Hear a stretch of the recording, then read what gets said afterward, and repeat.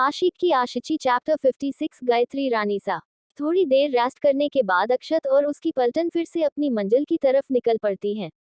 वो लोग भूखे प्यासे ऐसे ही पूरी रात चलते रहते हैं, क्योंकि उन्हें जल्दी से जल्दी काशी और बाकी सबको ढूंढना था। अक्षत का दिमाग ये सोच सोच के ही खराब हो रहा था कि वो तीनों लड़कियां सेफ भी होंगी या नहीं। कहीं उन लोगों ने उनके साथ कुछ कर दिया तो क्या होगा, ये सोचकर ही उनका दिमाग खराब हो रहा था। अगर अक्षत के बस में होता तो वो उड़ के काशी पास चला जाता, लेकिन अभी वो ऐसा नहीं कर सकता था। नेक्स्ट मॉर्निंग सूरज ने अपनी लालिमा बिखेर दी थी।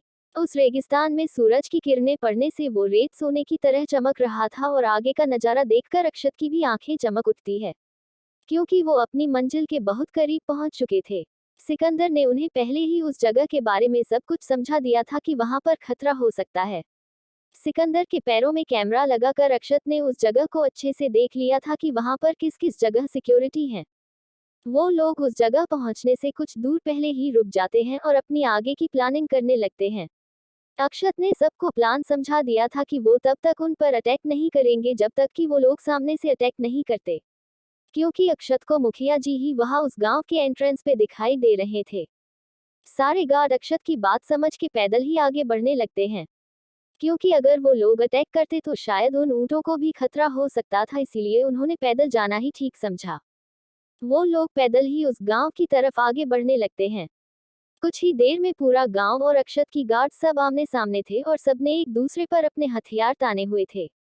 अक्षत के गार्ड्स के सामने उस गांव के बच्चे से लेकर बूढ़े इंसान तक और जवान से लेकर औरत तक सब लोग अपने अपने हथियार लेकर खड़े हुए थे। अक्षत ने गार्ड्स को शूट करने से मना कर दिया था, क्योंकि वहां पर बच्चे भी थे और औरतें भी थी, इसीलिए अक्षत ने गार्ड को शूट करने से मना कर दिया था। अक्षत आगे चलकर जाता है ताकि उनसे बात करके मामले को सुलझा सके और उधर से गांव वालों की तरफ से भी मुखिया जी आगे आते हैं। मुखिया जी आगे आकर अक्षत को प्रणाम करते हैं और अक्षत भी उन्हें इज्जत के साथ प्रणाम करता है। मुखिया जी अपनी बात रखने के लिए अक्षत से कुछ वक्त की मोहलत मांगते हैं और उन्हें यह भी कहते हैं कि वो लोग उन्हें कोई नुकसान नहीं पहुंचाएंगे, इसीलिए वो अपने गार्ड्स को आगे आने से रोक दे और उनके साथ गांव के अंदर चले। अक्षत मुखिया जी की बात मान के गार्ड्स को अंदर आने से मना कर देता है और खुद मुखिया जी के साथ जाने के लिए हामी भर देता है। लेकिन अबीर और राणा जी को ये कुछ ठीक नहीं लगता, क्योंकि उन्हें ये लगता है कि कहीं अंदर अक्षत के लिए कोई खतरा ना हो।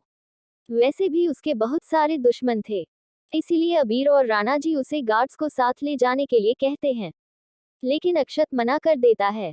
इसीलिए अबीर और राणा जी खुद उसके साथ अंदर जाते हैं उसकी सिक्योरिटी के लिए। मुखिया जी उन्हें अंदर आने से मना नहीं करते, क्योंकि उनका सोचना भी जायज था। वैसे भी उनकी हरकत की वजह से किसी को भी यही लगता कि वो उन्हें नुकसान पहुंचाना चाहते हैं। अक्षत, अबीर और राणा जी मुखिया जी के साथ गांव के अंदर चले जाते हैं और गांव के कुछ लोग वहीं गार्ड्स की निगरानी के लिए बैठे रहते हैं। उधर गांव में काशी को धीरे धीरे होश आने लगा था। वो पूरी रात से सोई हुई थी। काशी धीरे धीरे अपना सर पकड़ के उठती है, क्योंकि उसे सर में बहुत ज्यादा दर्द हो रहा होता है। वो धीरे धीरे आंखें खोलकर अपने आसपास देखती है तो खुद को एक नई जगह पाके उसके होश उड़ जाते हैं। वो सबसे पहले खुद को चेक करती है, सब कुछ ठीक होने पर एक चैन की सांस लेती है। धीरे धीरे उसे याद आता है कि कल कुछ लोगों ने उन पर हमला किया था और वो लोग ही उन्हें उठाकर लेकर आए थे। काशी को सिया और अनवी की फिक्र होने लगती है। वो जल्दी से चारपाई से उठती है और कमरे का दरवाजा नॉक करने लगती है, लेकिन बाहर से कोई भी दरवाजा नहीं खुलता है। काशी रोते रोते वही दरवाजे से लगकर बैठ जाती है। मुखिया जी और लखन अक्षत, अबीर और राणा जी को लेकर गांव में आ जाते हैं और वही उसी नीम के पेड़ के नीचे लाके उन्हें बैठा भी देते हैं और कुछ लोगों से उनके जलपान की व्यवस्था करने के लिए कहते हैं। अक्षत मुखिया जी को रोकते हुए कहता है, मैं यहाँ दोस्ती निभाने नहीं आया। आप लोग ये बताएं कि आपने हमारी होने वाली धर्मपत्नी को किडनैप करके क्यों रखा है। जहाँ तक मुझे याद है मेरी आप सबसे कोई दुश्मनी नहीं है, फिर आप लोगों ने उन पर हमला करने की हिम्मत कैसे की। उद्धरण चिन्ह।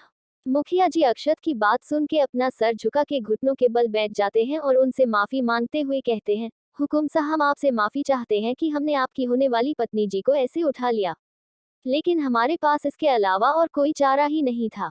हम लोग इतने मजबूर हो चुके थे कि हमें यह कदम उठाना ही पड़ा। उद्धरण चिन्ह। अक्षत मुखिया जी के बाजू पकड़ के उन्हें खड़ा करता है और उनसे कहता है, क्या हम जान सकते हैं कि आपकी ऐसी कौन सी मजबूरी थी जिसके लिए आपको ये सब करना पड़ा। उद्धरण चिन्ह।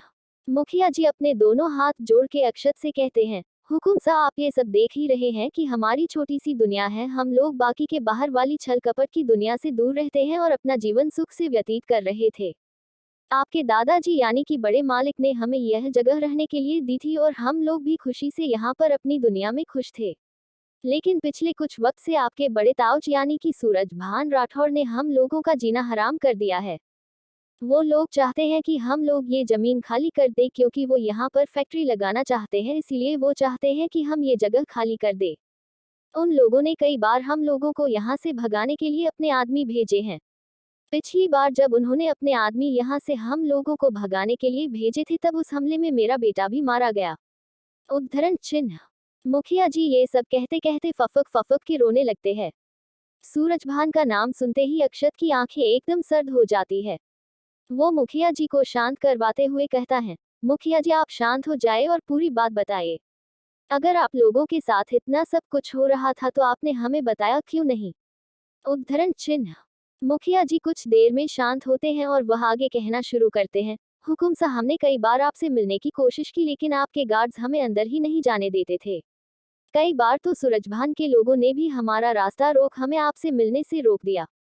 इसलिए मजबूरन हमें ये कदम उठाना पड़ा था ताकि आप यहाँ पर आए और हमारी मदद करें। हुकुम सा ये जमीन हमें बड़े मालिक ने उपहार के तौर पर दी थी। अगर हम इसे छोड़ देंगे तो हम कहाँ जाएंगे? ये छोटे छोटे बच्चे बेघर हो जाएंगे। हुकुम सा मैं अपने बेटे को पहले ही खो चुका हूँ, अब ये नहीं चाहता कि गांव के किसी और घर में अर्थी उठे। हमें बचा लीजिए मालिक। कोर्ट। मुखिया जी हाथ जोड़कर अपने घुटनों के बल अक्षत के सामने बैठ जाते हैं और इसके साथ ही देखते पूरा गांव भी अक्षत के सामने ऐसे ही हाथ जोड़कर अपने घुटनों के बल बैठ जाता है। अक्षत मुखिया जी को खड़ा करता है और उन्हें आश्वासन देते हुए कहता है, मुखिया जी आप परेशान मत हो। ये आपकी जमीन है और इसे आपसे कोई नहीं छीनेगा। अगर दादाजी ने ये जमीन आपके नाम की है तो हमेशा ही ये जमीन आप लोगों की ही रहेगी। कोई आपको यहाँ से कहीं नहीं दूर कर सकता, इसलिए आप बेफिक्र होकर यहाँ पर आराम से रहिए। और रही बात सूरजभान राठौड़ की, अब उनका सामना मुझसे होगा। मैं भी देखता हूँ कि सूरजभान राठौड़ में इतनी ताकत कहाँ से आती है कि वो राजस्थान के हुकुमसा के खिलाफ जा सके। इस बार अगर उन्होंने आपके साथ कुछ भी गलत करने की कोशिश की तो मैं खुद उन्हें अपने हाथों से जिंदा गाड़ दूंगा और ये राजस्थान के हुकुमसा का वादा है आपसे। इस बार बात राठौड़ खंडन की जुबान की और उसके लिए मैं किसी से भी लड़ जाऊंगा। उद्धरण चिन्ह। अक्षत की बात सुन के सबके मुरझाए हुए चेहरे खिल जाते हैं। अक्षत सबको खुश देख के मुखिया जी से कहता है, अब तो आप हमें उनसे मिला दीजिए ताकि हम यहाँ से जा सके। उद्धरण चिन्ह। मुखिया जी लाखन को इशारा करते हैं कि वो काशी, सिया और अनवी को लेकर उनके पास आ जाए। लाखन हाँ में सिर हिला के काशी को लेने चला जाता है। काशी वही डोर के पास ही बैठकर रो रही थी। किसी के आने की आहट सुनकर वो फिर से दरवाजे पर नॉक करने लगती है। लाखन दरवाजा खोलता है और काशी को हाथ जोड़कर नमस्कार करता है। काशी लखन के सामने हाथ जोड़कर रोते हुए कहती है, देखो प्लीज मुझे जाने दो, मेरे घर वाले सब परेशान हो रहे होंगे और मेरी बहन और अनवी को भी जाने दो। मेरे साथ जो करना है कर लो, लेकिन उन्हें जाने दो, वो दोनों बच्चियां हैं। उद्धरण चिन्ह। लाखन काशी को शांत कराते हुए कहता है, आप शांत हो जाए। यहाँ से आपको रिहा ही किया जा रहा है, इसीलिए मैं आपको लेने आया हूँ और आपके साथ आपकी दोनों बहनों को भी छोड़ दिया जाएगा, आप मेरे साथ आइए। उद्धरण चिन्ह। काशी लाखन के पीछे जाने लगती है। उसे अक्षत सामने ही मुखिया जी के साथ दिखाई देता है। अक्षत को देख के काशी की आंखों में आंसू आ जाते हैं। वो भागते हुए जाकर अक्षत को गले लगा लेती है। अक्षत काशी को दूर करता है क्योंकि सब लोग उन्हें अजीब तरह से देख रहे थे। काशी मुखिया जी की तरफ मुड़ती है। मुखिया जी जैसे ही अपनी नजर उठाकर काशी को देखते हैं, उनकी आंखों में आंसू आ जाते हैं। वो अपने घुटनों के बल बैठ जाते हैं और सिर झुका के कहते हैं, गायत्री रानी सा प्रणाम। उद्धरण चिन्ह। मुखिया जी की बात सुन के बाकी सभी भी अपने घुटनों पे आ जाते हैं और अपने हाथ जोड़कर काशी को देख के जोर जोर से कहने लगते हैं, रानी सा प्रणाम, गायत्री रानी सा की जय हो। उद्धरण चिन्ह। काशी ये सुनकर सबको अजीब नजरों से देखने लगती है।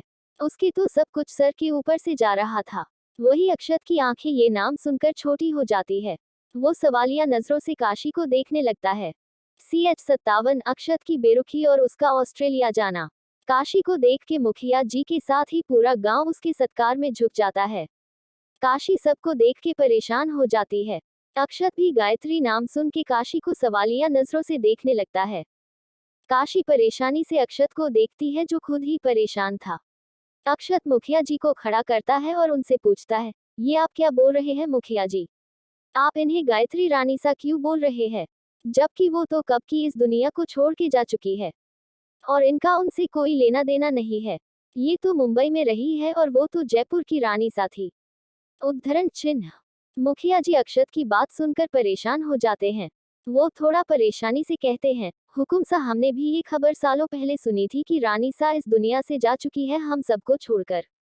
लेकिन आज इन्हें देख के फिर से रानी सा की याद आ गई। क्योंकि रानी सा और इनका चेहरा एक जैसा ही है इसीलिए हमने इन्हें गायत्री रानी सा कह के संबोधित किया। आज बरसों बाद फिर से वही चेहरा देख के हमें हमारी रानी सा की याद आ गई। उन्हीं की वजह से तो हम सब आज जिंदा है। आपके दादाजी ने जमीन हमें दी थी रहने के लिए, लेकिन जब दुश्मनों ने हम पे हमला किया तो रानी सा ही हमारे लिए खड़ी हुई थी अकेली तलवार लेके। वो सच में ही एक वीरांगना थी। उद्धरण चिन्ह। मुखिया जी कुछ देर शांत रहते हैं फिर काशी की तरफ मुड़ के, हुकुम रानी सा हमें माफ कर दीजिए। हमें शायद गलत फहमी हो गई, लेकिन ये भी सच है कि जब रानी सा आपकी उम्र की होंगी तो बिल्कुल आप जैसी ही दिखती होंगी, इसलिए ये सब हो गया। उद्धरण चिन्ह। काशी मुखिया जी को शांति से कहती है, कोई बात नहीं मुखिया जी, आप अपनी रानी सा की दिल से इज्जत इसलिए आपको ये गलतफहमी हो गई होगी, लेकिन ये भी सच है कि मैं आपकी रानी सा नहीं हूँ। कहा आपकी महान वीरांगना रानी सा और कहा मैं तो एक साधारण सी लड़की हूँ जिसको तलवार चलाना तो दूर उठाने में भी डर लगता है। तभी पीछे से सिया की आवाज आती है, दी एक बार कंफर्म कर लेते हैं कि कहीं आप उनकी कोई रिश्तेदार तो नहीं है, क्योंकि कल तो उन गुंडों से बचाने के लिए आपने हमारे लिए तलवार उठा ली थी।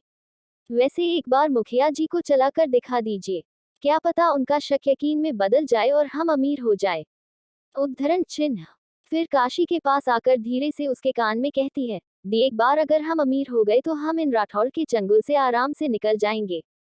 यहाँ से हम कहीं दूर चले जाएंगे। मैं तो कहती हूँ इंडिया ही छोड़ के चले जाएंगे, वरना अगर इनके साथ रहे तो किसी दिन सड़क के बीचों बीच हमारी कब्र खोदी मिलेगी। इनके तो इतने दुश्मन हैं जितनी तो इंडिया में खाने की वैरायटी भी नहीं है। मैं तो कहती हूँ कि उनके यहाँ से निकलने ये बेहतरीन मौका है। एक बार आप जयपुर की रानी सा बन जाओ, मुझे अपना पीए रख लेना, दोनों आराम से ऐस की जिंदगी जिएंगे। उद्धरण चिन्ह। सिया की बिना सिर पैर की बातें सुनकर काशी उसको घूरने लगती है और आंखों से ही चुप रहने का इशारा करती है। लेकिन सिया तो सिया है, उसे तो यह गोल्डन चांस दिखाई दे रहा था अबीर की पकड़ से निकालने का। वही अबीर की आंखें छोटी हो चुकी थी क्योंकि वो उसकी बातों को सुन चुका था, क्योंकि वो धीरे बोलने वालों में तो थी ही नहीं। अबीर की आंखें लाल हो चुकी थी, ये सुनकर कि सिया उससे दूर जाना चाहती है। उसने मन ही मन प्लान बना लिया था कि वो कैसे सिया को सबक सिखाएगा। वही अक्षत एक तक काशी को देखे जा रहा था। उसके मन में बहुत कुछ आ रहा था, लेकिन वो अभी किसी से कुछ नहीं कहता और अपने दिमाग की बातें दिमाग में ही रखता है। अक्षत आगे जाता है और मुखिया जी से जाने की परमिशन मांगता है। मुखिया जी उन लोगों को एक रात रुकने के लिए कहते हैं ताकि वो उनकी सेवा कर सके, लेकिन अक्षत रुकने से मना कर देता है क्योंकि उसे आज शाम की फ्लाइट से ऑस्ट्रेलिया जाना था। मुखिया जी से कुछ और बातें करके अक्षत, अबीर और राणा जी, काशी, सिया और अनवी को लेकर वहां से निकल पड़ते हैं। गांव के बाहर अक्षत का चॉपर लैंड कर चुका था। अक्षत काशी को लेकर उसमें बैठ जाता है और खुद से ही चॉपर को उड़ान लगता है। अबीर सिया को लेकर दूसरे चॉपर में बैठ जाता है और राणा जी और अनवी दूसरे में और सब एक साथ हवेली के लिए निकल जाते हैं। अक्षत और काशी का चॉपर राठौड़ हवेली ना जाके अक्षत के विला में लैंड करता है। अक्षत ने पूरे रास्ते काशी को कुछ नहीं कहा था, लेकिन काशी को उसकी शक्ल देख के ही समझ में आ रहा था कि वो कितने ज्यादा गुस्से में है। अक्षत चॉपर को लैंड करता है और चॉपर से बाहर आकर काशी की तरफ जाके उसको अपने कंधे पर उठा लेता है और विला के अंदर जाने लगता है। काशी अक्षत की हरकत से डर जाती है। वो अक्षत को शांत करवाते हुए कहती है, अक्षत अभी आप गुस्से में हो, आप कुछ भी ऐसा वैसा मत कीजिएगा। आप हमेशा मुझे तकलीफ देते हैं, मैंने इस बार ऐसा कुछ नहीं किया है जो आप इतने गुस्से में है। प्लीज मुझे छोड़ दीजिए। उद्धरण चिन्ह। लेकिन अक्षत को तो जैसे काशी की कोई भी बात सुनाई ही नहीं दे रही थी। वो काशी को लेके सीधा टेरेस पर आता है और टेरेस पे बने हुए पूल में उठाकर फेंक देता है और खुद भी स्विमिंग पूल में चला जाता है। काशी पानी से बाहर आते हैं और गहरी गहरी सांसें लेकर खुद को नॉर्मल करने लगती है। तभी उसे जोर का झटका सा लगता है और वो अक्षत की पत्थर जैसी बॉडी से टकरा जाती है। उसे अक्षत के कठोर हाथ अपनी कमर पर कसते हुए फील होने लगते हैं। काशी को अक्षत से डर लगने लगता है। उसकी बॉडी डर से कांपने लगती है, क्योंकि अक्षत जब भी गुस्से में होता था तो वो हमेशा ही काशी को हर्ट करता था और आज भी ऐसा ही कुछ होने की फीलिंग काशी को हो रही थी। आसमान में तपते हुए सूरज की किरणें सीधे काशी के चेहरे पर गिर रही थी और उसका गोरा रंग सोने की तरह चमक रहा था। लेकिन धूप इतनी तेज थी कि काशी की आंखें भी नहीं खुल रही थी। काशी का सर अक्षत के सीने से लगा हुआ था, लेकिन अक्षत तो अपनी लाल आंखों से काशी को घूरे जा रहा था। वो काशी की कमर को थोड़ा लिफ्ट करके उसे ऊपर उठाता है और जबरदस्ती उसे अपनी आंखों को खोलने पर मजबूर करते हुए कहता है, तुम्हारी हिम्मत कैसे हुई मुझे बिना बताए शॉपिंग पर जाने की? अगर कुछ हो जाता तो? उद्धरण चिन्ह। काशी की आंखें बिल्कुल भी नहीं खुल रही थी, कुछ डर की वजह से और कुछ आसमान में चमकते सूरज की वजह से। उसने अपनी आंखें कस के बंद की हुई थी और अक्षत का गुस्सा काशी की बैंड आंखों को देखकर बढ़ता ही जा रहा था। वो एकदम से काशी को पलट देता है और उसके बालों को उसके कंधे से हटाकर उसके कुर्ते की डोरी खींच देता है। काशी की आंखें एकदम से खुल जाती है। उसे अंदर ही अंदर बहुत रोना आ रहा था, क्योंकि एक तो वो खुले आसमान के नीचे थी और अक्षत जब भी गुस्से में होता था तो उसके साथ ऐसा ही कुछ करता था।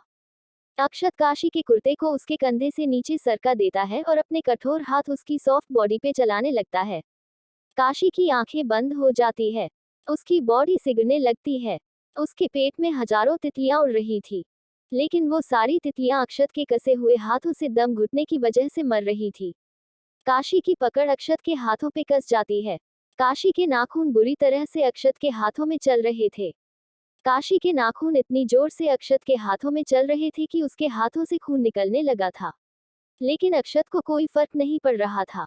वो अपने गुस्से में बावला हो चुका था। अक्षत एकदम से काशी को अपनी बाहों में उठा लेता है और उसे स्विमिंग पूल से बाहर लेकर जाने लगता है। वो काशी को उठाकर टेरेस पे बने हुए कमरे में ले जाता है और उसे सीधा बिस्तर पर पटक देता है। काशी के कांपते हुए शरीर और भीगे हुए बदन को देखकर अक्षत मदहोश हो रहा था। उसका बदन बुरी तरह से तप रहा था। उसे काशी की जरूरत थी। अक्षत एकदम से अपनी शर्ट फाड़ के निकाल देता है और काशी के ऊपर आ जाता है। अक्षत की हरकत से काशी बुरी तरह से कांपने लगती है। उसकी पकड़ बेडशीट पे कस जाती है और आंखें कस के बंद हो जाती है। अक्षत उसकी गर्दन में मुंह डाल के उसे किस करने लगता है, लेकिन अक्षत गुस्से की वजह से उसे किस की जगह बाइट कर रहा था। उसने कुछ ही देर में काशी की गर्दन को लाल कर दिया था। अक्षत की हरकत से काशी की हालत खराब हो रही थी। उसकी आंखें नम हो चुकी थी। उसकी आंखों के किनारों से एक आंसू का खतरा निकल के पिलो में मिल जाता है। लेकिन अक्षत तो रुकने का नाम ही नहीं ले रहा था। उसके हाथ काशी की अपर बॉडी पर नाच रहे थे। काशी को दर्द हो रहा था, लेकिन अक्षत उसके मुलायम बदन से मदहोश हो रहा था। वो धीरे धीरे अपने हाथ आगे बढ़ाता है और काशी के कुर्ते को उसके बदन से अलग कर देता है। और काशी का चमकता हुआ गोरा बदन देख के अक्षत अपने होश पूरी तरह से खो देता है। अक्षत धीरे धीरे नीचे की तरफ आता है और काशी की लेगी को भी उसकी बॉडी से अलग करने ही वाला था कि अचानक उसका फोन रिंग करता है और वो अपने होश में आता है। कॉलर आईडी देखता है तो उस पर राणा जी का नंबर शो हो रहा था। अक्षत को याद आता है कि आज उसे ऑस्ट्रेलिया जाना था। वो एकदम से काशी के ऊपर से उठ जाता है और उसे ब्लैंकेट से कवर कर देता है। अक्षत होश में आता है कि वो अभी काशी के साथ क्या करने जा रहा था। वो अपने बालों को नोचता हुआ कमरे से बाहर निकल जाता है।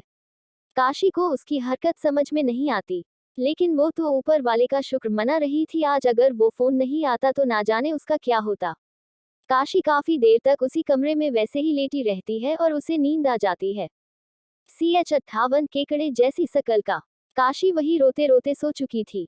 अक्षत राणा जी के साथ ऑस्ट्रेलिया के लिए निकल जाता है। नेक्स्ट मॉर्निंग काशी की नींद खुलती है, वो आसपास देखती है तो सब कुछ पहले जैसा ही था। काशी धीरे धीरे उठ के बेड के क्राउन से टिक के बैठ जाती है। अक्षत रात को वापस नहीं आया ये सोच के ही काशी की आंखों में आंसू आ जाते हैं। वो धीरे धीरे उठ के बाथरूम में जाती है और कुछ देर बाद बात लेके बाहर आती है। उसके कपड़े ऑलरेडी बाथरूम में रखे हुए थे। वो टेरेस से नीचे जाती है, उसे घर में कोई दिखाई नहीं देता। वो नीचे हॉल में जाती है तो उसे थोड़ी आवाज आती है। वो किचन में झांक के देखती है तो काकी खाना बना रही थी। काशी के चेहरे पे उनको देख के स्माइल आ जाती है। वो उन्हें नमस्कार करती है और उनके गले लग जाती है, क्योंकि उनसे काशी को माँ वाली फीलिंग आती थी और वो भी काशी को अपनी बेटी के जैसे ही ट्रीट करती थी। दोनों इधर उधर की बातें करने लगती है। बातों में ही काशी उनसे अक्षत के बारे में पूछती है। काकी उसे बताती है कि अक्षत ऑस्ट्रेलिया जा चुका है 1 महीने के लिए। ये सुनते ही काशी की आंखों से आंसू बहने लगते हैं। वो रोते हुए अपने कमरे की ओर भाग जाती है। काकी को काशी के लिए काफी बुरा लगता है। वो उसके पीछे जाती है तो काशी कमरे में पेट के बल लेटे रो रही थी। काकी उसके पास जाके बैठ जाती है और प्यार से उसके सिर पे हाथ फिराने लगती है। काशी रोते हुए उनकी गोद में अपना सिर रख देती है और उनकी कमर में अपने हाथ लपेट के रोते हुए कहती है, वो बहुत बुरे हैं। मैं कभी उनसे बात नहीं करूंगी। हमेशा मेरे साथ ऐसा ही करते हैं। हमेशा ही मुझे रुकते हैं। मुझे कभी कुछ नहीं बताते। और आज भी चले गए मुझे छोड़ के जैसे बाकी सब चले गए। उनको मेरी कोई फिक्र नहीं है। एक बार मुझे बताना भी जरूरी नहीं समझा कि वो ऑस्ट्रेलिया जा रहे हैं। कम से कम एक बार अगर मुझे भी बता देते तो क्या उनको कुतुब मीनार जितनी हाइट कम हो जाती। लेकिन उस आदमी की तो ईगो ही इतनी बड़ी है जितनी एफिल टॉवर की हाइट है। थोड़ा सा अगर वो इमोशन दिखा देंगे तो उनकी ऊर्जा खत्म हो जाएगी। काशी बिना रुके अक्षत की बुराई करते जा रही थी। और काकी मंद मंद मुस्कुराए जा रही थी। वही कोई और भी था जो उसकी बातें सुन के गुस्से से उबल रहा था। अक्षत जो काशी को अपने लैपटॉप में देख रहा था उसको उसकी सारी बातें सुनाई दे रही थी। वही राणा जी जो अक्षत के साथ ही काशी की सारी बातें सुन रहे थे। उनको बड़ा मजा आ रहा था काशी की बात सुन के। वो मुझ दबाए हंस रहे थे। अक्षता पीसते हुए अपने मन में कहता है, इस लड़की को तो मैं छोड़ूंगा नहीं। उसकी कुछ ज्यादा ही जुबान निकलने लगी है। एक बार मुझे वापस आने दो काशी, फिर तुम्हें बताता हूँ कि अक्षत राठौड़ आखिर चीज क्या है। उद्धरण चिन्ह। राणा जी मुंह दबा के धीरे धीरे साइड में कहते हैं, सबको पता है कि अक्षत राठौड़ राजस्थान के हुकुमसा है। एक नंबर के जालिम इंसान है। इनसे जितना दूर रहा जाए उसमें ही सब लोगों की भलाई है। उद्धरण चिन्ह। राणा जी ने कहा तो धीरे धीरे ही था, लेकिन अक्षत ने उनकी सारी बातें सुन ली थी। वो एकदम से पेपर वेट उठाकर राणा जी के सर पर दे मारता है। राणा जी इस हमले के लिए तैयार नहीं थे और उनके सर पे चोट लग जाती है। वो अपने सर को पकड़ के वही सोफे पर बैठ जाते हैं। राणा जी को काफी दर्द हो रहा था। वो अपना सिर पकड़ के वही बैठ जाते हैं और अक्षत पे चिखते हुए कहते हैं, ये क्या किया साले। मैं तेरा मुंह तोड़ दूंगा। मेरी दोस्ती का कुछ ज्यादा ही नाजायज फायदा नहीं उठा रहा है तू आजकल, या फिर तेरे ज्यादा पर निकल आए हैं। उद्धरण चिन्ह। अक्षत राणा जी को एक नजर बेफिक्री से देखता है और अपनी जगह से उठते हुए अपना कोट लेकर अपने केबिन से बाहर जाते हुए कहता है, मीटिंग की तैयारी करो, मुझे आज ही डील चाहिए किसी भी कीमत पर। मुझे जल्द से जल्द इंडिया वापस जाना है और ये सारा खेल खत्म करना है। मैं अपनी जिंदगी में और कोई मेस नहीं चाहता और तुमसे जो काम कहा है वो जल्दी से जल्दी करो। मुझे काशी की सारी डिटेल्स चाहिए। ये पता लगाओ कि वो मुंबई आने से पहले कहाँ रहती थी, क्या करती थी और उसके असली पेरेंट्स है कौन। इंडिया जाने से पहले मुझे ये सारी डिटेल चाहिए, क्योंकि 3 महीने पूरे होने से पहले हमें उनको ढूंढना ही पड़ेगा। अगर हम उनको नहीं ढूंढ पाए तो राजस्थान का गुरूर टूट जाएगा। अगर हुकुमसा की गद्दी किसी गलत हाथों में चली गई तो सब खत्म हो जाएगा। दादाजी और राठौड़ परिवार की आज तक की बनाई हुई सारी इज्जत मिट्टी में मिल जाएगी और मैं ऐसा कभी नहीं होने दूंगा। चाहे दुनिया को आग लगानी क्यों ना पड़े, लेकिन मैं उन्हें ढूंढ कर वापस लेकर आऊंगा किसी भी कीमत पर। उद्धरण चिन्ह। अक्षत अपनी बात खत्म करता है और केबिन से बाहर जाने लगता है कि पीछे से राणा जी उसे रोकते हुए कहते हैं, और अगर वो तुम्हें मिल गई तब काशी का क्या होगा। क्या तू उसे छोड़ देगा हमेशा हमेशा के लिए। क्या उसकी जिंदगी ऐसे ही बर्बाद कर देगा। तू भी जानता है कि तेरे और काशी के बीच में क्या रिश्ता है। 2 साल पहले की वो रात अगर तू भूल गया है तो मैं तुझे याद दिला दूं कि काशी ने अपनी वर्जिनिटी तेरे हाथों खो दी थी, और अगर उसके मिलने के बाद तूने काशी को छोड़ दिया तो उसकी जिंदगी बर्बाद हो जाएगी। वो लड़की टूट जाएगी। तू उसे जबरदस्ती राजस्थान लेकर आया था, वरना वो तो अपनी जिंदगी हंसी खुशी मुंबई में गुजार रही थी। उद्धरण चिन्ह। राणा जी की बात सुन के अक्षत किसी गहरी सोच में गुम हो जाता है। वो अपने दिल और दिमाग के बीच में फैसला नहीं कर पा रहा था कि आखिर उसे चाहिए क्या। दिमाग कहता था कि उसे उसके साथ ही जिंदगी गुजारनी पड़ेगी और दिल कहता था कि वो काशी के अलावा किसी और के साथ जीने के बारे में सोच भी नहीं सकता। अगर काशी उसके साथ उसकी जिंदगी में नहीं रही तो वो मर जाएगा। वो किसी और के साथ जिंदगी कभी नहीं गुजार सकता। किसी और का नाम उसके जेहन में कभी आया ही नहीं सकता। अक्षत राणा जी की बात को इग्नोर करके चुपचाप केबिन से बाहर निकल जाता है और उसके जाते ही राणा जी अपने बालों में हाथ फेरते हुए कहते हैं, ये कब सुधरेगा, कब अपने दिल की बात सुनेगा कि वो काशी से प्यार करने लगा है। पता नहीं कब इसकी एगो थोड़ी कम होगी और ये इस बात को मानने के लिए तैयार हो जाएगा कि काशी इसकी जिंदगी बन चुकी है, वो इसकी रूह में उतर चुकी है। लेकिन ये तो सुनने को तैयार ही नहीं है। अब मुझे ही कुछ ना कुछ करना पड़ेगा, वरना ये दोनों ऐसे ही घुट घुट के जीते रहेंगे और दोनों की जिंदगी बर्बाद हो जाएगी। उद्धरण चिन्ह। उसके बाद राणा जी भी केबिन से बाहर निकल जाते हैं और मीटिंग की तैयारियां करने लगते हैं। ये डी राठौर इंडस्ट्री के लिए होना बहुत ही जरूरी था, इसीलिए अक्षत ऑस्ट्रेलिया आया था। उसके अलावा उसका एक और जरूरी काम था जो कोई नहीं जानता था, जिसके लिए अक्षत ने ऑस्ट्रेलिया की उड़ान भरी थी। वही इंडिया में राठौर हवेली में घमासान मचा हुआ था, क्योंकि सिया और अबीर ने पूरी हवेली को सर पर उठा रखा था।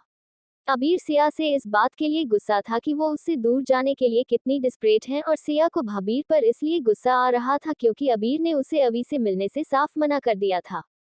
अबीर ने सिया को अल्टीमेटम दिया था कि वो अगर अवी से मिली तो वो अवी का खून कर देगा। सिया इसी बात के लिए अबीर से लड़ने में लगी हुई थी कि अगर उसने अवी को हाथ भी लगाया तो वो उसका मुंह नोच लेगी। सिया अबीर के ऊपर बैठी हुई थी और उसके बालों को अपने हाथों में पकड़ पकड़ के खींचते हुए अबीर से चिखते हुए कह रही थी, अगर तुमने मेरे दोस्त को हाथ भी लगाया तो मैं तुम्हारा ये बंदर जैसा मुंह नोच लूंगी और सुअर जैसा बना दूंगी, समझे तुम। उद्धरण चिन्ह। अबीर सिया को एकदम से पलट देता है और उसके ऊपर आकर उसके दोनों हाथों को पकड़कर उसके सर के ऊपर कर देता है और अपने एक हाथ से उसके दोनों हाथों को पकड़कर दूसरा हाथ उसके बालों में फंसाकर उसके चेहरे को थोड़ा सा ऊपर करके उसकी आंखों में देखते हुए कहता है, मेरा मुंह तो तुम्हें बंदर जैसा दिखाई देता है और उस चिलगोजे का मुंह देखा है कभी ढंग से, ऐसा लगता है पान बहार मसाला खाकर 20 सालों से उसने ब्रश भी ना करी हो। दूर से अगर दिख जाए ना तो उसकी स्मेल से ही अच्छा खासा इंसान कोमा में जा सकता है। वो मिनी एलिफेंट का बच्चा जब चलता है तो ऐसा लगता है जैसे भूकंप आ गया हो, पूरी हवेली ऐसे हिलने लगती है। कभी कभार तो मुझे डर लगता है कि उसके चलने से हमारी हवेली गिर जाएगी और हम सब यही मर जाएंगे। इसीलिए मैं कह रहा हूँ, उस केकड़े की शक्ल के आदमी को इस घर से बाहर फेंक दो। उसकी इस घर में कोई जरूरत नहीं है और तुम भी उससे जितना हो सके दूर ही रहा करो, वरना किसी दिन मैं उसकी गर्दन मरोड़ के उसका राम नाम सत्य कर दूंगा। उद्धरण चिन्ह। अबीर अपनी बात खत्म करके जल्दी से सिया को उसी हाल में छोड़कर उसके ऊपर से उठ जाता है और भागते हुए बाथरूम में घुस जाता है, क्योंकि उसे पता था कि अगर अब उसने सिया से और थोड़ी देर बहस करी तो वो लड़की उसका क्या हाल करेगी। उसका ट्रेलर तो वो पिछले दिनों में देख ही चुका था, लेकिन आज तो उसने सिया का गुस्सा बुरी तरह से भड़का दिया था। अगर वो सिया के सामने कुछ देर और रुका तो सिया पक्का ही डॉक्टर बन जाएगी और उसकी चिरफाड़ अपने हाथों से करके उसे वापस से सील देगी। लेकिन अगर उसे फिर भी सेटिस्फैक्शन नहीं मिला तो वो ना जाने उसका कितनी बार ऑपरेशन करेगी। सिया बस बाथरूम के दरवाजे को घूरते रह जाती है। उसे आज इतना गुस्सा आ रहा था कि वो अबीर को एक हाथ से उठाकर पटक सकती थी, लेकिन अबीर ने मौके पर चौका मार दिया और पहले ही सिया के गुस्से से बचने का पूरा इंतजाम कर लिया। वहीं दूसरी ओर अवी के कमरे में अवी किसी से फोन पर बात करते हुए कह रहा था, मुझे जल्दी से जल्दी वो रिकॉर्ड चाहिए, उस सीसीटीवी फुटेज की कवरेज निकालो और जितनी जल्दी हो सके मुझे भेजो। मुझे यहाँ का काम जल्द से जल्द खत्म करके निकलना होगा। वो इंतजार करे है गुड न्यूज सुनने का। अभी कुछ और देर फोन पर बात करता है और फिर कॉल कट करके कमरे से बाहर निकल जाता है। CH-59 सिया की धमकी और मास्क मैन की घिनौनी चाल। अभी किसी से कॉल पे बात करता है और उसे कुछ रिपोर्ट्स रेडी करने को कहता है। कुछ देर बात करने के बाद वो कॉल कट कर देता है और अपने रूम से बाहर निकल जाता है। वो हॉल में आता है तो वहीं पे दादाजी अपने घुटनों को पकड़ के बैठे थे। अभी अपनी एक आईब्रो ऊपर करता है और थोड़ा बेचारी सी शकल बना के दादाजी के पास चला जाता है और उनके घुटनों पे अपने हाथ से हल्का मसाज करते हुए कहता है, क्या हुआ दादाजी, अगर ज्यादा दर्द हो रहा है तो हम डॉक्टर के पास जा सकते हैं। दादाजी अवी को देख के ही खुश हो जाते हैं और प्यार से उसके सिर पे हाथ फेर के कहते हैं, कैसा है मेरा बच्चा। उद्धरण चिन्ह। अभी स्माइल करते हुए कहता है, बच्चा बिल्कुल ठीक है दादाजी, लेकिन दादाजी की तबीयत खराब लग रही है मुझे। आपने मुझे बताया क्यों नहीं कि आपको इतना दर्द हो रहा है घुटनों में। हम अभी डॉक्टर के पास चलते हैं। उद्धरण चिन्ह। अभी का इतना कंसर्न देख के दादाजी की आंखों में खुशी के आंसू आ जाते हैं। वही ऊपर फर्स्ट फ्लोर पे खड़े अबीर की आंखें ठंडी हो चुकी थी। उसे साफ दिखाई दे रहा था कि अभी नाटक कर रहा है। वो नीचे आता है और अभी को दादाजी से दूर करते हुए कहता है, मेरे दादाजी की फिक्र करने के लिए मैं हूँ।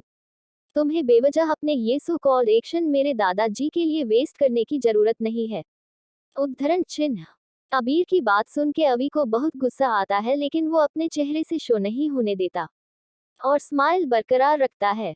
वो बिना कुछ जागे अपना एम्शनल कार्ड खेल के साइड हो जाता है। अबीर की हरकत से दादाजी को भी थोड़ा गुस्सा आता है, क्योंकि उनकी नज़र में तो अभी बहुत अच्छा इंसान है। वो अबीर को डांटते हुए कहते हैं, ये क्या तरीका है अबीर? तुम भी अपने हिटलर भाई के जैसे हो गए हो। ऐसे बात करता है कोई? वो लड़का सिर्फ मेरी फिक्र कर रहा है और तुम्हें उसने भी मिर्ची लग रही है। उद्धरण चिन्ह। पीछे से सिया आती हुई कहती है, सिर्फ मिर्ची नहीं दादाजी, आपके लाडले चोमू चाउमीन भैंसे पोते को तो लूज मोशन हो चुके हैं। अब मेरा दोस्त है ही इतना सुंदर सुशील कि इसको देख के किसी को भी नियत बिगड़ जाए। मुझे तो आपके पोते की नियत में पहले ही खोट नजर आ रहा था। इसीलिए तो वो अवी को इस घर से बाहर करना चाहते हैं, ताकि इस घर में सिर्फ इन्हीं का ही राजपाट चले। बड़ा आया मेकअप की दुकान। उद्धरण चिन्ह। सिया की बात सुन के अबीर का मुंह बन जाता है। वो चिढ़ते हुए सिया से कहता है, तुमने मुझे कब मेकअप करते हुए देख लिया? खुद तो जब देखो तब आटे में नहाई हुई रहती हो और मुझे कह रही हो। उद्धरण चिन्ह। अबीर की बात सुन के सिया को इतना गुस्सा आता है कि वो वहीं पर पड़ा हुआ पीलो उठा के अबीर को मारने लग जाती है, दादाजी के सामने ही। उसे ये भी फिक्र नहीं रहती कि सब लोगों उसे ही देख रहे हैं। उन दोनों की लड़ाई की आवाज सुनकर घर के बाकी के मेंबर्स भी हॉल में इकट्ठा हो चुके थे, यहाँ तक कि उनकी लड़ाई की आवाज सुनकर सर्वेंट भी वहां आ चुके थे और उनकी टॉम एंड जेरी वाली लड़ाई को एंजॉय करने लगते हैं। सब मुंह दबाए हंस रहे थे। वही अभी अपने मन में, ये लड़की क्या बच्ची है, जब देखो तब बेवकूफी करती ही रहती है। खुद तो टाइम वेस्ट करती ही रहती है और मेरा भी वक्त ऐसे ही जाया कर रही है। एक बार मेरा काम हो जाए फिर इन सबको तो नई ठिकाने लगता हूँ। चिड़ियाघर बना रखा है, जब देखो तब चिल्लाते ही रहते हैं। उद्धरण चिन्ह। सिया अबीर को पिलो से मारे जा रही थी और अबीर खुद को बचाते हुए बाहर भाग जाता है। सिया उसको बाहर जाते देख कहती है, भाग कहाँ रहे हो भगोड़े डरपोक इंसान? मिलो तो सही तुम मुझे, फिर बताती हूँ तुम्हें तो मैं। तुम वापस तो आओ, अगर गब्बर की तरह तुम्हारे दोनों हाथ काट के मुंह में ना दे दिए तो मेरा भी नाम सिया नहीं, याद रखना। और मैं फ्री में धमकी नहीं देती, मैं करके भी दिखती हूँ। सिया वापस आके सोफे पे बैठ जाती है और पास खड़े अवी को एक नजर देख के कहती है, सुनो मिस्टर गोचू, जरा एक ग्लास पानी लाना, बहुत प्यास लग रही है मुझे। उद्धरण चिन्ह। अवी अच्छा बनने के नाटक में पिसता है और पानी लेने चला जाता है। पीछे से सिया फिर से आवाज देती है, और हाँ सुन चिल गोजे, ठंडा पानी लायो, दिमाग गर्म हो रहा है मेरा। उद्धरण चिन्ह। सिया की बात सुन के अवी को सर्वेंट वाली फीलिंग आ रही थी, लेकिन अच्छा बनने के चक्कर में बेचारा किसी को कुछ कह भी नहीं सकता था। इसलिए चुपचाप गुस्से का घूंट पीकर किचन में चला जाता है और फ्रिज में से पानी निकालकर सिया को दे देता है। सिया एकदम मस्त आराम से फेल के पानी पीने लगती है। वहीं दूसरी ओर अक्षत के विला में काशी का अकेले वहां रहने का मन नहीं कर रहा था, क्योंकि उसे विला में हर जगह अक्षत की याद आ रही थी। जब वो पिछली बार वहां पर रहने आए थे, उनकी कितनी खूबसूरत यादें बनी थी। हाँ, कुछ बुरी यादें भी थी, लेकिन काशी हमेशा से ही सिर्फ अक्षत के साथ बिताए हुई अपनी अच्छी यादों को याद रखना चाहती थी। उसे बार बार अक्षत की याद सता रही थी। उसने अक्षत को कॉल करने की भी कोशिश की थी, लेकिन फिर उसके गुस्से ने उसे कॉल करने से रोक दिया और उसने अक्षत को कॉल नहीं है। वो ऐसे ही विला में घूम रही थी, लेकिन उसका बिल्कुल मन नहीं लग रहा था। इसलिए वो काकी से कहकर वापस राठौड़ हवेली जाने का बोलती है। काकी भी उसे मना नहीं करती, क्योंकि काकी को भी तो सब अच्छे से पता था। काशी विला से बाहर आती है तो उसे ड्राइवर के साथ गार्ड भी उसकी सिक्योरिटी के लिए मिल जाते हैं, और इतने सारे गार्ड्स को देख के उसका मुंह बन जाता है। काशी मुंह बनाते हुए कार में बैठ जाती है और उसकी कार राठौड़ हवेली के लिए निकल जाती है, और साथ ही उसके पीछे गार्ड्स भी निकल जाते हैं। काशी को जाते देख काकी की आंखों में आंसू आ जाते हैं। वो भगवान से दुआ करती है कि जल्द ही काशी और अक्षत को मिला दे और उनके बीच की दूरियों को हमेशा हमेशा के लिए खत्म कर दे। उनके जितने भी दुश्मन हैं उनकी गंदी नजरों से हमेशा उनके रिश्ते को बचाए रखें। काकी ऐसी दुआ करती है और खुद अंदर चली जाती है। वही मास्कमैन के घर में मास्कमैन अपने एक सीक्रेट रूम में बैठा हुआ था और उसके सामने एक बहुत बड़ी स्क्रीन लगी हुई थी। जिसमें बहुत सारे सीसीटीवी फुटेज चल रहे थे। एक सीसीटीवी राठौड़ हवेली का था, दूसरा अक्षत के विला था और तीसरा ऑस्ट्रेलिया का था, जिसमें अक्षत उसे उसकी केबिन में काम करता हुआ साफ दिखाई दे रहा था। वो ये सब देख ही रहा था कि उसका फोन रिंग करता है। फोन पर फ्लैश हो रहे नंबर को देखकर मास्क मैन कॉल अटेंड करता है तो सामने से उसके डैड उससे पूछते हैं, काम हुआ या नहीं। मास्क मैन अपने डैड को जवाब देते हुए कहता है, बस 5 मिनट का वेट कीजिए डैड, सारा काम हो जाएगा। आपका सबसे बड़ा दुश्मन आज के आज ही इस दुनिया से चला जाएगा, वो भी हमेशा हमेशा के लिए। उद्धरण चिन्ह। सामने से मास्क मैन के डैड जवाब देते हैं, ऐसा ही होना चाहिए, वरना तो तुम मुझे बहुत अच्छे से जानते हो ना। मास्क मैन हमें सिर हिलाते हुए जवाब देता है, डैड मैं आपकी बात अच्छे से समझता हूँ। जो आग आपके सीने में जल रही है वही आग मेरे भी सीने में दहक रही है, और वो आग इतनी आसानी से ठंडी होने वाली नहीं है। ये आग तभी ठंडी होगी जब मैं उन्हें पूरी तरह से बर्बाद कर दूंगा, उनका नामो निशान इस दुनिया से मिटा दूंगा।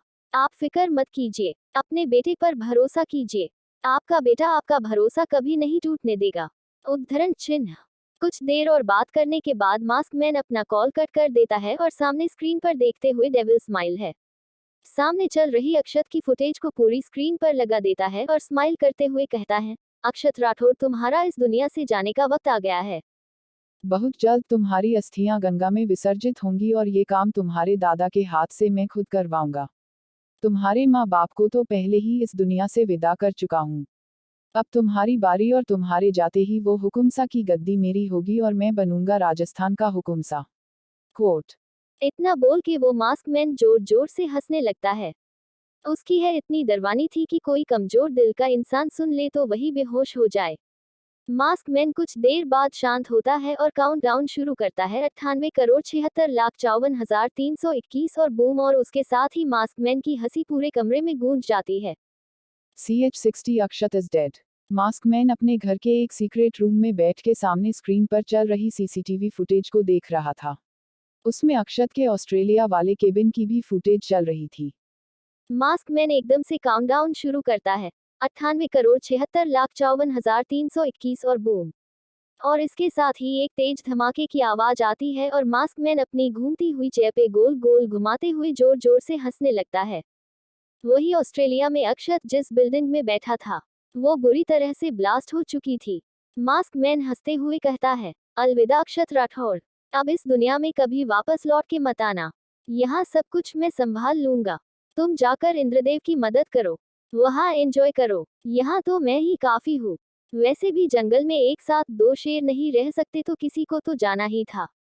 मैं जाना नहीं चाहता था, इसलिए तुम्हें भेज दिया। इतना बोलकर मास्क मैन फिर से जोर जोर से हंसने लगता है।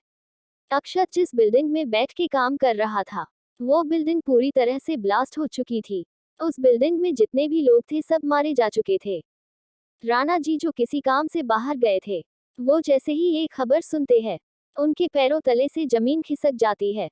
वो जल्दी से अक्षत के गार्ड्स को कॉल करके अक्षत के बारे में पूछने लगते हैं, लेकिन किसी भी गार्ड का कॉल लगता ही नहीं, क्योंकि सारे गार्ड मारे जा चुके थे। राणा जी जल्दी से अपनी कार लेकर बिल्डिंग की तरफ जाने लगते हैं, लेकिन ब्लास्ट होने की वजह से वहां पर पुलिस ने घेराबंदी कर दी थी। रेस्क्यू ऑपरेशन शुरू कर दिया था। राणा जी अपने लेवल पर ही सब कुछ पता करना शुरू कर देते हैं, लेकिन उन्हें कुछ भी पता नहीं चल रहा था। उनका सिर सोच सोच के फटा जा रहा था कि काश वो अक्षत को छोड़कर जाते ही नहीं तो ये सब कुछ होता भी नहीं। राणा जी को घबराहट हो रही थी कि जब ये खबर घर वालों को मिलेगी तो उनको क्या जवाब देंगे। राणा जी बस एक ही दुआ कर रहे थे भगवान से कि अक्षत ठीक हो, उसे कुछ भी ना हुआ हो। अक्षत के हिस्से का सारा दर्द भगवान उनको दे दे और उसको कुछ भी ना करें, लेकिन होनी को कौन टाल सकता है। राणा जी कार को साइड में खड़ा करके जल्दी से बिल्डिंग के पास जाते हैं। पुलिस वाले राणा जी को जानते थे, इसलिए उन्हें आगे जाने से नहीं रोकते हैं, लेकिन वहां की पूरी मीडिया में ये खबर फैल चुकी थी कि बिजनेस किंग अक्षत राठौड़ अब इस दुनिया में नहीं रहे हैं। पुलिस ने रेस्क्यू ऑपरेशन को स्पीड अप किया और धीरे धीरे वहां पर जितने भी लोग मलबे में दबे हुए थे, सबकी डेड बॉडी को निकालना शुरू कर देते हैं। सुबह से शाम हो जाती और रात के समय पुलिस वाले एक डेड बॉडी को उठाकर लाते हैं। राणा जी जो सुबह से ही परेशान इधर उधर घूम रहे थे और अक्षत का पता लगाने की कोशिश कर रहे थे, लेकिन उनको कोई भी खबर नहीं मिली थी। जैसे ही राणा जी उस इंसान को देखते हैं उनके पैरों तले से जमीन खिसक जाती है। वो अक्षत की बॉडी थी जो खून से नहाई हुई थी, उसका चेहरा पूरा खून से सना हुआ था और वो खून अब सूख चुका था। अक्षत को इस हाल में देखकर राणा जी गिरने को होते हैं, लेकिन पास ही खड़े पुलिस वाले राणा जी को संभाल लेते हैं।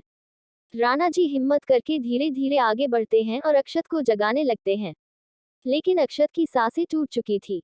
राणा जी ये देख के जोर जोर से अक्षत का नाम लेने लगते हैं, लेकिन उनके चिल्लाने का अक्षत पर कोई असर नहीं होता। वो ऐसे ही लेटा रहता है। पुलिस वाले अक्षत की बॉडी को एम्बुलेंस में लेकर चले जाते हैं। राणा जी भी एम्बुलेंस के पीछे पीछे जाने लगते हैं। उनको तो कोई सुध ही नहीं थी कि ये क्या से क्या हो गया। कुछ देर पहले तो वो अक्षत की डॉट खा रहे थे और अब अक्षत आंखें ही नहीं खोल रहा था। अक्षत की बॉडी हॉस्पिटल आती है और उसकी बॉडी को मोर्चरी में रखवाने के लिए ले जाने लगते हैं, लेकिन राणा जी साफ मना कर देते हैं क्योंकि उनकी नजरों में अभी भी अक्षत जिंदा ही था। उनका दोस्त, उनका हुक्म सा उनको छोड़ के नहीं जा सकता था। लेकिन पुलिस वाले अक्षत के बॉडी को मोर्चरी में रखने पर ही अड़े रहते हैं, लेकिन राणा जी भी अपनी जिद पर अड़ जाते हैं। वो जिद करके उसकी बॉडी को नॉर्मल वार्ड में लेकर जाते हैं। राणा जी डॉक्टर को अक्षत को चेक करने के लिए कहते हैं, लेकिन डॉक्टर तो उसे एम्बुलेंस में चेक करते आए थे। वो मर चुका था, उसकी सांसें नहीं चल रही थी। पूरे रास्ते एम्बुलेंस में डॉक्टर ने अपनी तरफ से हर कोशिश की थी उसे जगाने की, लेकिन अक्षत अपनी आंखें नहीं खोलता। डॉक्टर राणा जी को भी ये बात बताते हैं, लेकिन राणा जी गुस्से में आ जाते हैं और डॉक्टर का गला पकड़ के दबाने लगते हैं। वो डॉक्टर से गुस्से में कहते हैं, मेरा दोस्त नहीं मर सकता, वो मुझे छोड़कर कभी नहीं जा सकता। चुपचाप जाए और उसे चेक कीजिए। जब तक आप उसे ठीक नहीं कर देते, तब तक आप बाहर नहीं आ सकते। उद्धरण चिन्ह। राणा जी डॉक्टर को वार्ड के अंदर कर देते हैं। पुलिस वाले राणा जी का ये रूप देखकर डर जाते हैं। उनके अंदर इतनी हिम्मत नहीं थी कि दुनिया की सबसे पावरफुल फैमिली के मेंबर को वो कुछ कह भी सके। इसलिए पुलिस वाले राणा जी को उनकी मनमानी करने देते हैं और उन्हें कुछ भी नहीं कहते। डॉक्टर बेचारे हालात से मजबूर होकर वार्ड के अंदर ही बैठ जाते हैं, क्योंकि राणा जी ने तो बाहर आने से साफ इनकार कर दिया था। उन्होंने तो दरवाजा भी लॉक कर दिया था। राणा जी वार्ड के बाहर ही निराश होकर बैठे रहते हैं। राणा जी तो ये सोचकर ही परेशान हो रहे थे कि वह घर वालों को क्या जवाब देंगे, क्योंकि अबीर के सुबह से बहुत सारे कॉल्स आ चुके थे अपने भाई से बात करने के लिए, और राणा जी सुबह से उसे कुछ ना कुछ बहाना बनाकर टाल रहे थे। लेकिन कहते हैं ना कि अपनों को कुछ गलत होने का अंदेशा पहले ही हो जाता है। कुछ ऐसी ही हालत अबीर की भी थी। उसे शायद सब पता चल गया था कि उसका भाई अब इस दुनिया में नहीं रहा है। वही इंडिया में अबीर बेचैन सा अपने ऑफिस में बैठा हुआ था। उसे अजीब सी घबराहट हो रही थी। राणा जी ने ऑस्ट्रेलिया में मीडिया को कंट्रोल कर लिया था और ये खबर फैलने से रोक दी थी कि अक्षत राठौड़ अब इस दुनिया में नहीं रहे हैं। लेकिन अबीर को ना जाने क्या ही भनक लगी थी। अबीर का दिल बहुत बेचैन हो रहा था। उसे अपने भाई की बहुत याद सता रही थी। उसे ऐसा लग रहा था जैसे उसका भाई उसे से दूर जा रहा है। इसलिए उसने सुबह से ही राणा जी को बहुत सारे कॉल्स कर लिए थे अक्षत से बात करने के लिए, लेकिन राणा जी ने उसकी किसी भी कॉल का ठीक से जवाब नहीं दिया था और ये बात अबीर को अंदर ही अंदर खाए जा रही थी। उसकी बेचैनी बढ़ती जा रही थी। उसे कुछ भी करके अपने भाई के पास पहुंचना था, इसलिए वो अपना सारा ऑफिस का काम अपने पीए को हैंडल करने का बोल के खुद ऑस्ट्रेलिया के लिए निकल जाता है। मास्क मैन को भी ये खबर लग चुकी थी। वो अपने घर में बैठा आराम से अपनी ड्रिंक को एंजॉय कर रहा था। उसके चेहरे की खुशी देखते ही बन रही थी। उसे अबीर के ऑस्ट्रेलिया जाने की खबर भी लग चुकी थी। वो अबीर की फोटो देखकर हंसते हुए कहता है, जितनी भी कोशिश कर लो, तुम्हारा भाई अब लौट के नहीं आने वाला। वो इस दुनिया से जा चुका है। राठौड़ खानदान के पावर पॉइंट को मैंने उखाड़ के फेंक दिया है। तुम लोगों का रक्षक अब जा चुका है और अब वो कभी भी लौट के नहीं आएगा, और अब राठौड़ खानदान को बर्बाद होने से कोई भी नहीं बचा सकता है। मैं आ रहा हूँ तुम सबको मिट्टी में मिलाने के लिए, क्योंकि तुम्हारा रक्षक तो जा चुका है जो आज तक तुम सबको बचाते आया है। तुम भी बर्बाद होगे और वो भी मेरे पास होगी, और उससे जो मुझे चाहिए वो मैं लेकर रहूंगा। उद्धरण चिन्ह। मास्क मैन अपने डैड के पास कॉल करता है और उनसे हंसते हुए कहता है, डैड अब तो आप खुश हैं ना? गुड न्यूज तो आपको मिल ही चुकी है। उद्धरण चिन्ह। सामने से उसके डैड हंसते हुए जवाब देते हैं, हाँ बेटा, आज तूने मेरा सर गर्व से ऊंचा कर दिया। हमारे खानदान में अभी तक कोई भी राठौर खानदान की नींव नहीं हिला पाया था, और तूने तो बिना किसी मेहनत के ही अक्षत राठौर को मिट्टी में मिला दिया। बहुत गुरूर था ना उसे राठौर होने पर। अब देखो क्या हालत हो गई है। I am proud of you बेटा। मुझे गर्व है कि तू मेरा ही बेटा है। उद्धरण चिन्ह। मास्क मैन अपने पिता से कुछ बातें देर और बातें करता है और उसके बाद कॉल कट कर देता है। आज मास्क मैन और उसके पिता की खुशी का तो कोई ठिकाना ही नहीं था। वही राठौर हवेली में काशी की हालत कुछ ठीक नहीं थी। उसे अक्षत की बहुत ज्यादा ही याद आ रही थी। वो अपने रूम में बैठी थी, इट अपने आप ही उसकी आंखें से आंसू बहे जा रहे थे। उसे समझ नहीं आ रहा था कि उसके साथ हो क्या रहा है। अक्षत तो ऑस्ट्रेलिया में अपना काम कर रहा है और राणा जी भी उसके साथ है। फिर उसे थोड़ी कुछ हुआ होगा, ऐसा सोच के काशी अपने दिल को तसल्ली देने लगती है। लेकिन यज्ञ दिल को चैन कहा। क्या करेगा मास्क मैन आगे? क्या मोड़ लेगी इनकी जिंदगी अब? क्या अक्षत सच में जा चुका है? क्या इतना ही साथ था उन दोनों का? क्या होगा काशी का जब उसे पता चले कि अक्षत उसको छोड़ के जा चुका है? क्या होगा जब बाकी सब को सच पता चलेगा? जानेंगे हम आगे। तब तक के लिए मेरे साथ बने रहिए।